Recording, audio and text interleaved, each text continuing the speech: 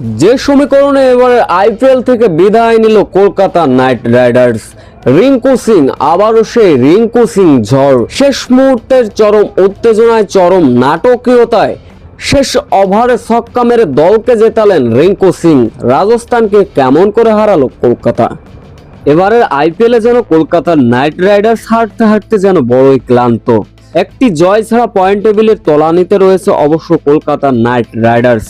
এদিন অবশ্য জয়ের খোঁজে রাজস্থান রয়্যালসের বিপক্ষে আগে বোলিং করতে নেমেছিল কলকাতার নাইট রাইডার্স।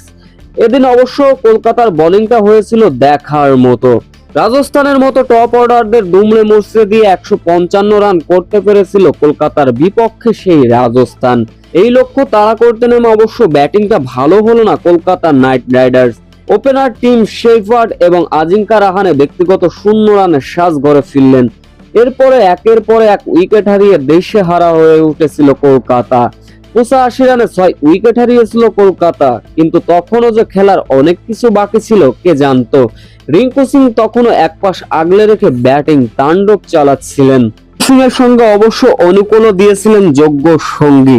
শেষ 3 ওভারে কলকাতার জয়ের জন্য প্রয়োজন ছিল 28 রান, আর শেষ 2 ওভারে কলকাতার জয়ের জন্য প্রয়োজন ছিল 21 রান। শেষ ওভারে কলকাতা নাইট রাইডার্সের প্রয়োজন ছিল 9 রান, কিন্তু রিঙ্কু সিং পরপর 2টা 4 হাঁকালেন।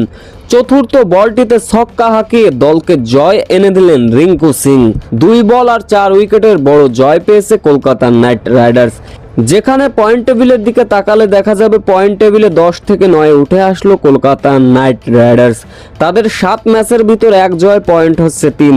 তাই পরবর্তী যে কয়টা ম্যাচ আছে কলকাতার অবশ্যই জয় পেলেও দ্বিতীয় রাউন্ড খেলা একেবারে নিশ্চিত নয় শাহরুখ খানের কলকাতার।